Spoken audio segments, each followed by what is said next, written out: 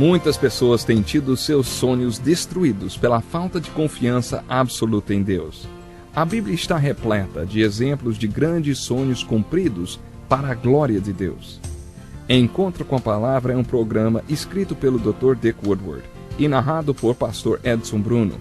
Ouça e descubra verdades que lhe ajudarão no seu dia a dia. Com você, Pastor Edson Bruno.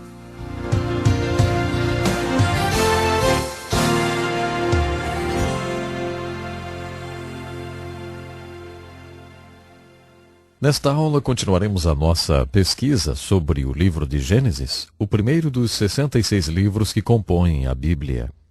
Portanto, você é muito bem-vindo a mais este programa. Começamos a pesquisa do livro com uma visão muito geral. Falamos sobre algumas das primeiras coisas que são mencionadas no livro de Gênesis. Agora, iremos para o capítulo 4 e eu gostaria de mencionar mais uma vez algumas coisas sobre o motivo pelo qual o livro de Gênesis foi escrito. Mantenha essa perspectiva. Gênesis, que significa começo, conta a história de como era tudo no princípio. Não porque Deus acha que nos deve uma explicação, mas porque Ele quer que saibamos isso. Muitas das coisas no livro de Gênesis são descritas dessa forma. Deus quer que entendamos o casamento como o casamento é. E é por isso que Ele nos fala do casamento assim como o casamento foi no princípio. Deus quer nos falar, como Ele no capítulo 3, da crise do pecado como ela é, por isso ele descreve a crise como a crise era. Na segunda metade do capítulo 3, também vimos a comunicação entre Deus e o homem, como ela é e como ela era.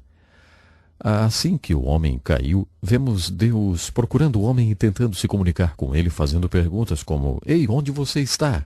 E quem te disse?" No momento em que lemos essa passagem, na segunda metade do terceiro capítulo do livro de Gênesis, devemos perceber que essa passagem está descrevendo algo muito importante. Deus ainda procura por nós nos dias de hoje.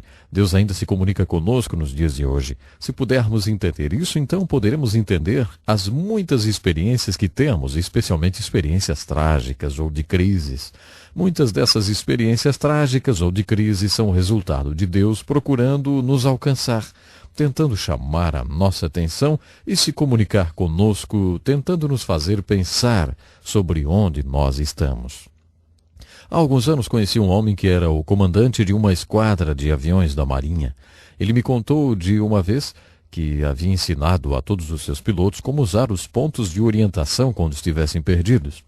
Quando um piloto estava voando e saía da linha de visão, geralmente ele se perdia. Então o comandante ensinou a eles esses 5 pontos de orientação. Ele disse: toda vez que vocês suspeitarem que estão perdidos, pensem nesses 5 pontos de orientação. Lembrem disso contando os dedos da mão esquerda. O primeiro, o dedão de orientação, ou o primeiro ponto de orientação, disse ele, é confessar. Confesse que você está perdido. Do jeito que esses jatos de hoje em dia são rápidos, se vocês não confessarem logo que estão perdidos, vão ficar muito mais perdidos ainda. Então, o primeiro ponto de orientação é confessar. O segundo ponto é subir. Eu pensei que era porque eles deveriam estar o mais alto possível, para o caso de acabar o combustível e eles tivessem que escolher uma área não povoada para cair. O comandante disse que eles são ensinados a subir, porque assim gastam menos combustível, além de que a comunicação fica melhor quando se ganha altitude. Então o segundo ponto de orientação é subir. O terceiro ponto de orientação é conservar. Quando você está perdido, você deve economizar o máximo de combustível possível. Ele disse que certo dia ouviu a comunicação de um dos pilotos com o porta-aviões. Ele falou o seguinte: estou perdido em algum lugar a sudoeste, mas estou fazendo um excelente tempo. Essa não é a hora para se fazer um excelente tempo. Então, o terceiro ponto de orientação é, depois de ganhar altitude, controlar o sufoco e conservar combustível. Os 2 últimos pontos de orientação são os mais importantes. O quarto ponto de orientação é se comunicar. Entre em contato com o porta-aviões. Comunique-se com o comandante. Finalmente, o quinto ponto de orientação é obedecer. Obedecer às ordens do comandante. Confessar, subir, conservar, comunicar e obedecer. Esse é o regulamento ensinado a pilotos de jatos, que os auxiliará quando estiverem perdidos e como voltar à base. Esse é o tipo de orientação que Deus está nos ensinando na segunda metade do terceiro capítulo de Gênesis. Deus quer que tenhamos uma direção espiritual quando estivermos perdidos, assim como Adão e Eva estiveram. Deus quer que confessemos que estamos perdidos. Então Ele quer que a gente suba e que se mova em sua direção. Devemos conservar ou ser conservativos quando tivermos perdido o caminho. Não tome grandes decisões quando você acreditar que perdeu o seu caminho. O ponto mais importante dessa orientação espiritual é a sua comunicação com Deus. Deus quer se comunicar com você. Essa é a mensagem da segunda metade do 3º capítulo de Gênesis.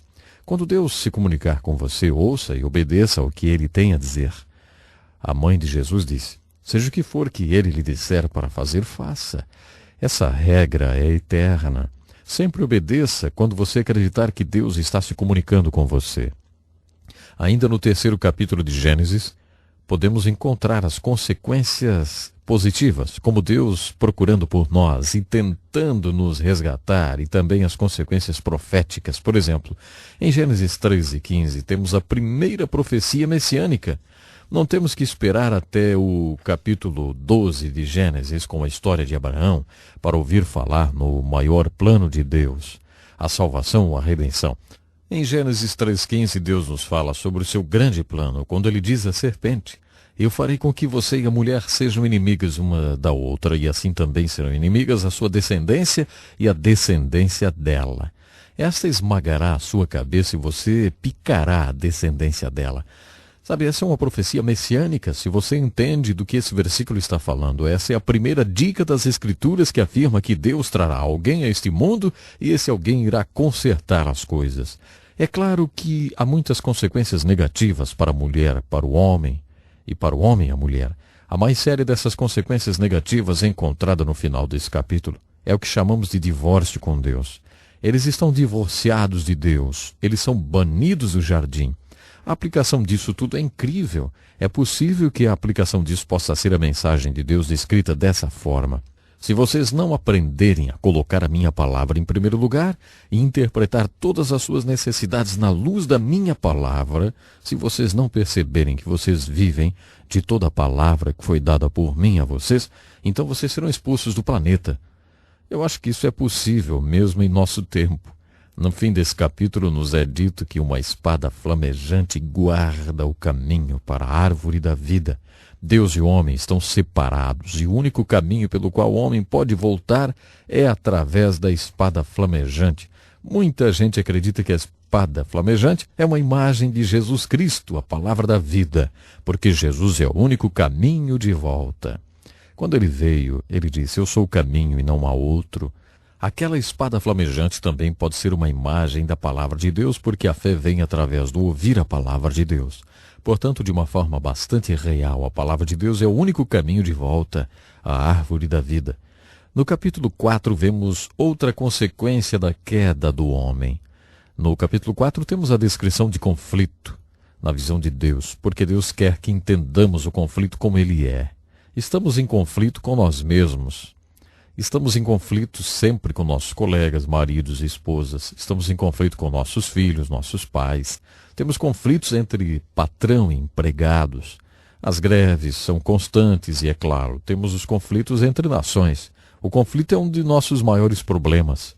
Em Gênesis capítulo 4, Deus nos mostra alguns fatores chaves que causam conflitos e algumas soluções que podem ajudar a resolver esses conflitos.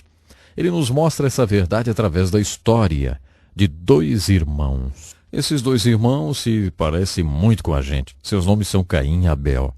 Está escrito que foi ideia de Caim fazer uma oferenda a Deus. Já que Caim era um lavrador, um fazendeiro, ele ofereceu esse tipo de oferenda a Deus. O seu irmão Abel era um pastor e ofereceu um animal como oferenda.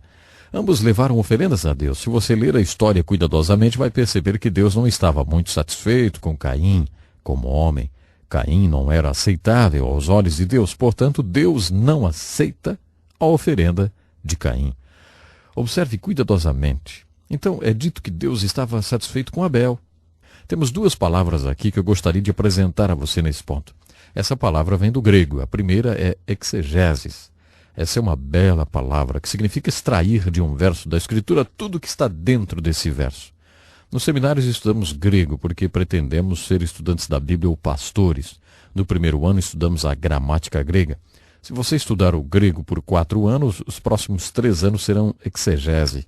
Isso significa que você estudará as Escrituras e irá interpretá-las. Exegese é quando você chega num verso das Escrituras em grego e tenta extrair desse verso tudo o que essas palavras em grego dizem. Ex significa fora de.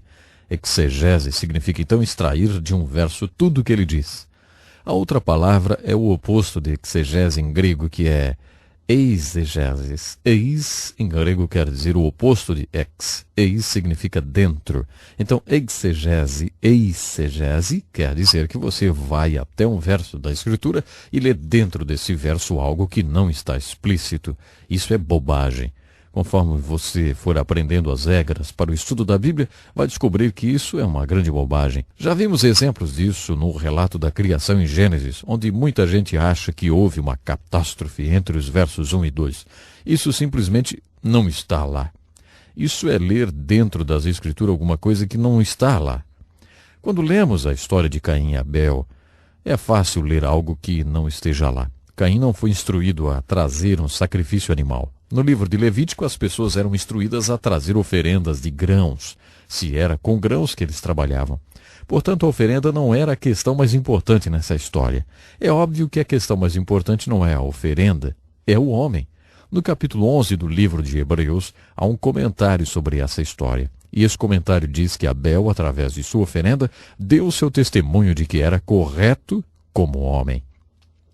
Percebemos que Deus se preocupa mais com o homem do que com a sua oferenda. A história aqui é a seguinte: Caim é o Senhor inaceitável. Eu não creio que a Bíblia explique por que ele era inaceitável. Ele era assim, e é claro que Deus sabia disso. Abel é o Senhor aceitável.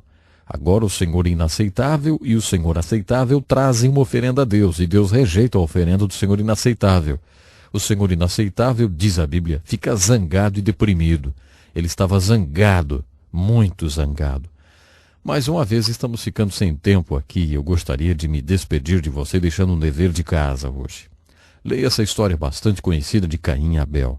Veja se você pode encontrar alguma aplicação dessa história que possa ajudar as pessoas que vivem sempre zangadas ou deprimidas. Conforme você estiver lendo a história, faça essas perguntas.